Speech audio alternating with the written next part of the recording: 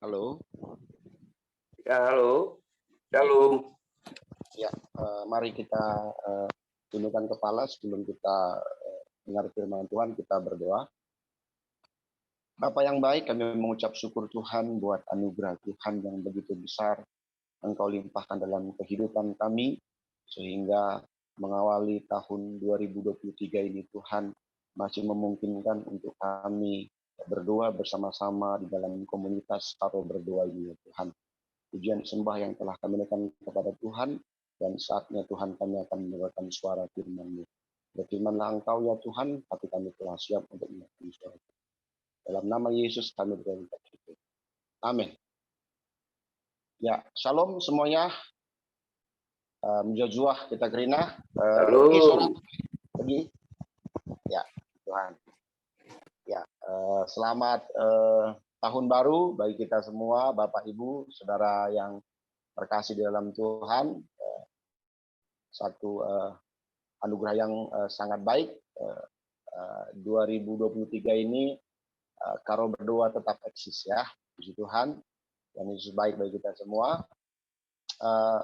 Mengawali tahun 2023 ini, saya rindu kita belajar satu terang firman Tuhan yang terambil di dalam Mazmur pasal yang ke-23 ayat 1 sampai dengan ayat yang ke-6.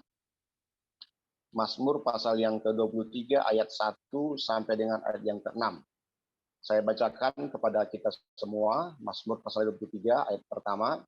Mazmur Daud, Tuhan adalah gembalaku, takkan kekurangan aku. Ia membaringkan aku di padang yang berumput hijau. Ia membimbing aku ke air yang tenang. Ia menyegarkan jiwaku. Ia menuntun aku di jalan yang benar oleh karena namanya. Sekalipun aku berjalan dalam lembah kekelaman, aku tidak takut bahaya. Sebab Engkau besertaku. Gadamu dan tongkatmu, itulah yang menghibur aku. Engkau menyediakan hidangan bagiku di hadapan lawanku. Engkau mengurapi kepalaku dengan minyak, pialaku penuh melimpah. Ayat yang ke-6. Kebajikan dan kemurahan belaka akan mengikuti aku seumur hidupku, dan aku akan diam di rumah Tuhan sepanjang masa.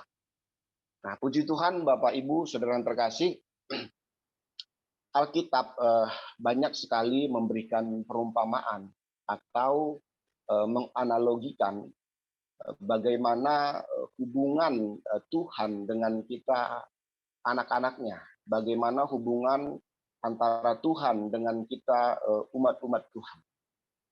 Kita tahu dalam perumpamaan ada juga Tuhan menyebutkan tentang dia adalah pokok anggur dan kita adalah carang-carangnya.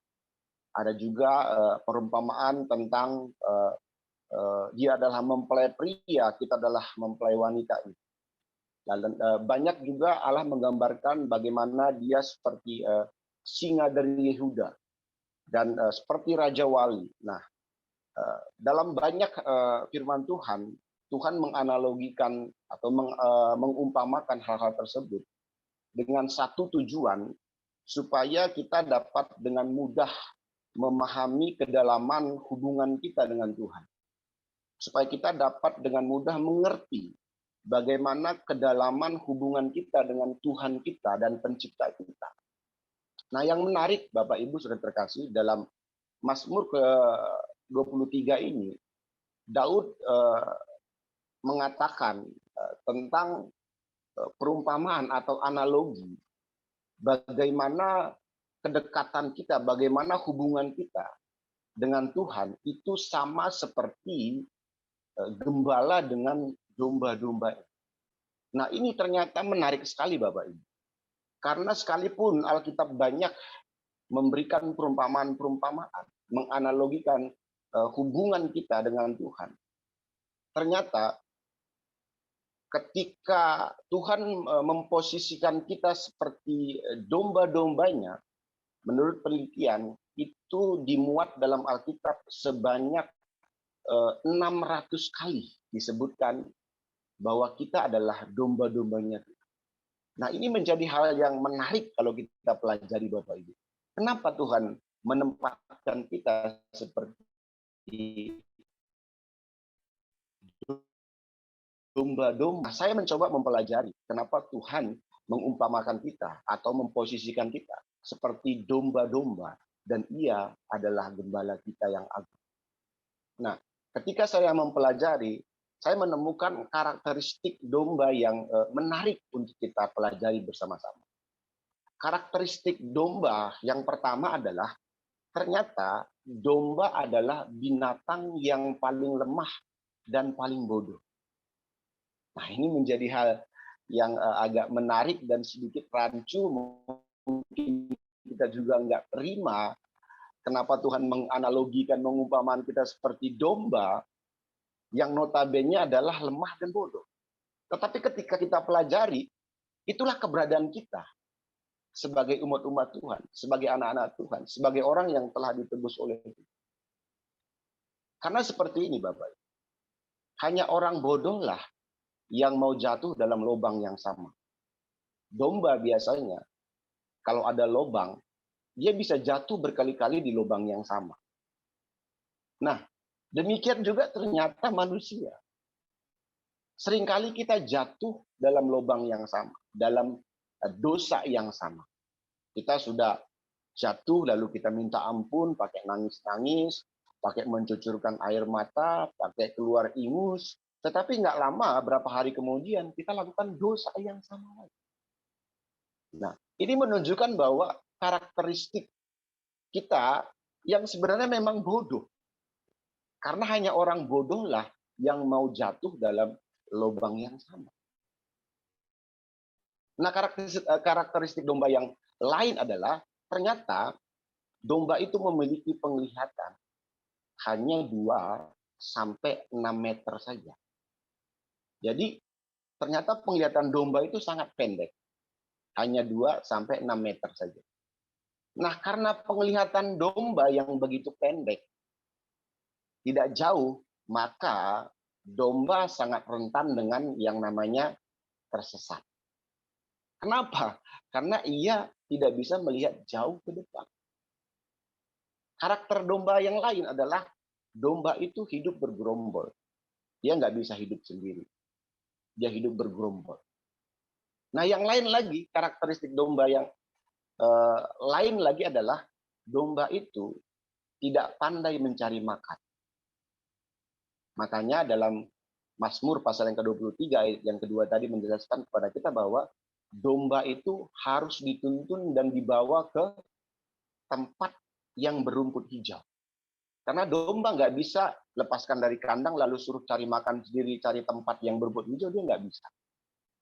Nah, karena dia domba itu tidak pandai mencari makan. Harus gembalanya cari padang yang berumput hijau lalu bisa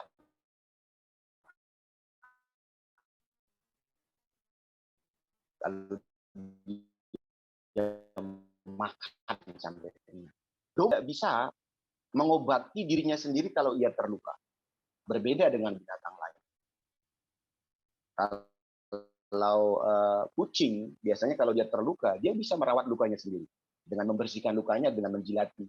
Dan saya masih ingat, dulu waktu di kampung, orang tua saya bilang itu, obat luka dari kucing itu adalah ada di lidahnya. Semakin dia jilat, lukanya akan semakin cepat sembuh. Sama seperti anjing. Tapi kalau domba, dia kalau terluka, dia nggak bisa mengobati lukanya. Bahkan menurut penelitian, kalau ada lalat pun yang hinggap ke hidungnya, dia nggak bisa usir. Saking bodohnya. Jadi kalau domba itu ada lalat hinggap di hidungnya atau apa gitu, dia nggak bisa bagaimana caranya supaya lalat itu pergi. Bahkan menurut penelitian, caranya supaya lalat itu pergi, dia tabrak itu pohon atau dinding gitu untuk mengusir lalat.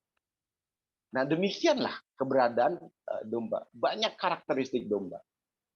Nah, biasanya domba itu, kalau domba itu tidak memiliki gembala, maka atau domba liar, maka domba itu bisa bertahan hanya beberapa hari saja atau beberapa minggu saja. Setelah itu, ia akan mati. Entah mati karena terluka, entah mati karena binatang buas, entah mati karena jatuh. Nah, makanya kalau kita lihat, nggak ada domba yang liar. Nggak ada domba liar. Kalau kucing liar, banyak sekali.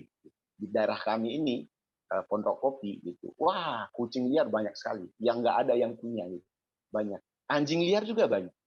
Tapi kalau domba liar, dia nggak bisa bertahan. Nggak lama dia akan meninggal. Dia akan mati. Makanya, dalam Lukas pasal yang ke-15, Yesus menjelaskan tentang perumpamaan domba yang hilang. Seorang gembala yang memiliki 100 ekor domba lalu hilang satu. Maka sesegera mungkin gembala itu harus cari domba itu sampai ketemu. Karena kalau nggak ketemu, rentan sekali domba itu sudah mati. Entah mati karena jatuh, entah mati karena binatang buas, entah mati karena terluka. Maka ketika hilang, gembala harus bekerja keras. Malam itu juga, hari itu juga harus diketemukan kembali dombanya itu. Karena domba nggak bisa hidup tanpa gembala.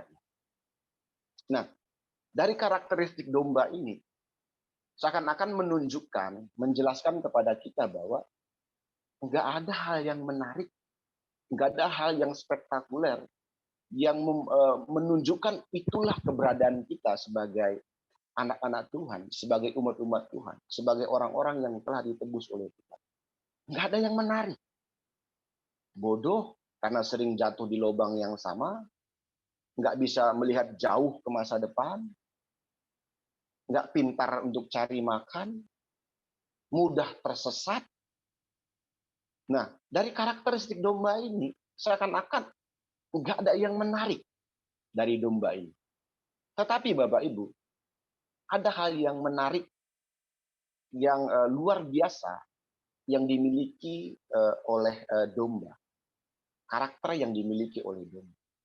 Yaitu domba itu memiliki pendengaran dan kepekaan yang tajam.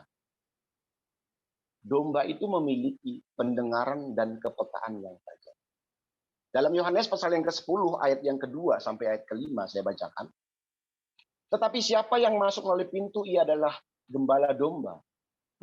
Untuk dia penjaga membuka pintu dan domba-domba mendengarkan suaranya. Dan ia memanggil domba-dombanya masing-masing menurut namanya dan menuntun mereka keluar. Jika semua dombanya telah dibawanya keluar, ia berjalan di depan mereka dan domba-domba itu mengikuti dia.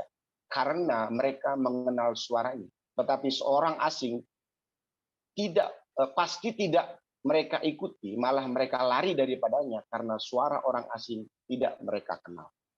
Nah, Bapak Ibu, sekalipun domba memiliki penglihatan yang pendek dan bodoh dan banyak karakter-karakter yang lain, ternyata domba itu memiliki kepekaan yang tajam terhadap suara gembala. Telinganya sangat tajam mengenal suara gembalanya.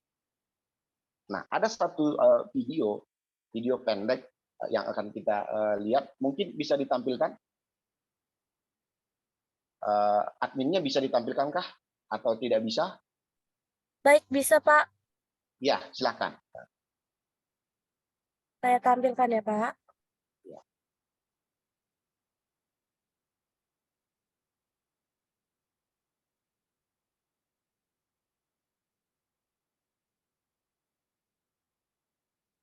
Suaranya adakah?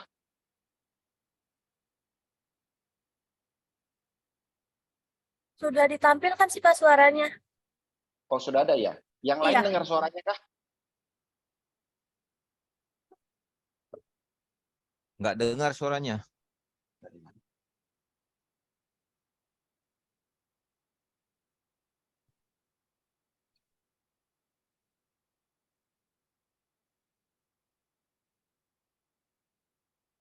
Oke, ini saya jelaskan saja. Ini ada beberapa orang memakai atribut gembala, mencoba untuk memanggil domba-dombanya. Ada beberapa tes, ada 3 kali tes, orang memanggil domba-dombanya. Tetapi domba-domba itu tidak mau dengar. Nah, ketika gembalanya memanggil domba-dombanya, maka seketika saja domba-domba itu langsung melihat dan langsung berlarian mendatangi gembala. Nah, domba-dombanya langsung berlarian datang kepada gembalanya. Ketika dombanya memanggil. Nah, mungkin cukup saja videonya. Sayang sekali kita nggak dengar suaranya, tetapi mungkin nanti bisa didengarkan suaranya. Nah, cukup. Nah, jadi ada beberapa kali orang mencoba meniru suara gembalanya, tetapi domba-dombanya tidak mau datang. Domba-dombanya tidak mau datang. Nah, 1 kali, 2 kali, 3 kali dites, domba-dombanya nggak mau datang. Tapi giliran gembalanya yang panggil, segera domba-domba itu berlarian mendatangi gembalanya. Kenapa? Karena domba itu memiliki karakter, kepekaan yang tajam, pengenalan yang tajam terhadap suara gembalanya. Nah, Bapak Ibu, demikian juga dengan kehidupan kita. Suara siapa yang kita dengar? Kalau sekarang ini banyak para pakar ekonomi mengatakan dunia akan semakin tidak baik-baik saja. 2023 tahun yang resesi, tahun yang gelap. Banyak kali suara-suara itu kita dengar di telinga kita. Tetapi maukah kita mengawali tahun ini kita hanya mau dengar suara gembala kita, yaitu suara Tuhan Yesus? Maukah kita hanya berpegang kepada firman Tuhan saja dan bukan yang lain? Kalau dunia mengatakan hidup tidak akan semakin mudah, hidup akan semakin menderita, tahun yang gelap, kenapa kita tidak pegang firman Tuhan bahwa masa depan kita ada di dalam Tuhan? Masa depan kita penuh dengan harapan. Engkau akan menjadi kepala dan bukan menjadi ekor. Engkau akan naik dan bukan turun. Nah, Bapak Ibu, suara siapa yang kita dengar? Mengawali tahun 2023 ini, suara siapa yang kita mau dengar? Apakah kita mau dengar suara gembala kita yang agung, yaitu Tuhan Yesus Kristus, firman Tuhan? Atau kita mau coba mendengarkan suara-suara yang lain? Kalau kita mencoba mendengar suara yang lain, maka rentan itu akan menyesatkan kita. Membawa kita jauh daripada Tuhan, menuntun kita kepada tempat-tempat yang tidak semestinya, menyesatkan kita. Domba yang baik hanya akan mau mendengar suara gembalanya dan berjalan di belakang gembalanya.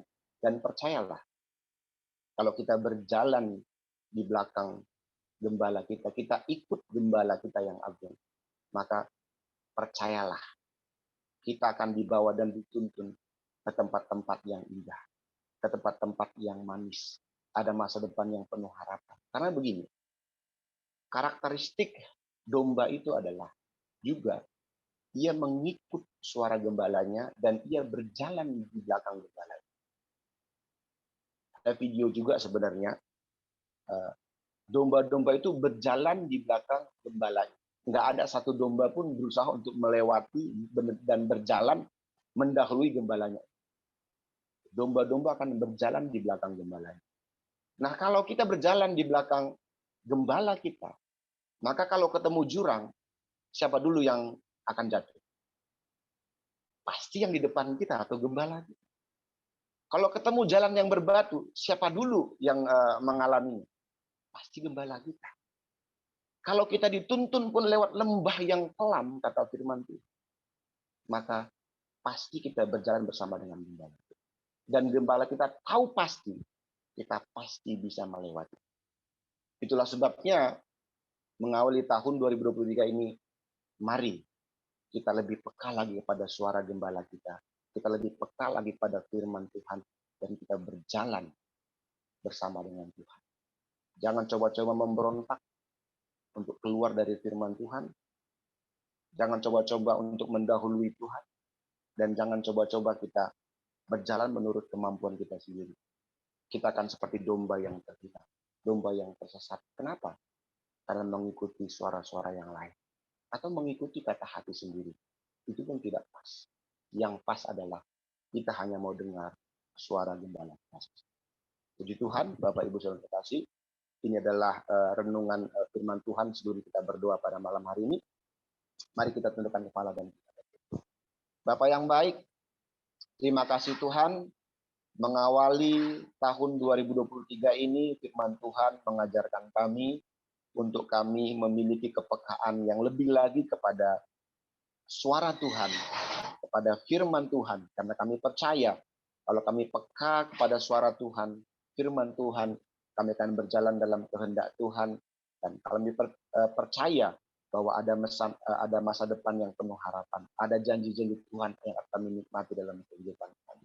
Terima kasih Bapak yang baik, kami bersyukur kepadamu, dalam nama Yesus kami terima firman. Amin. Puji Tuhan, Bapak Ibu, saya serahkan kepada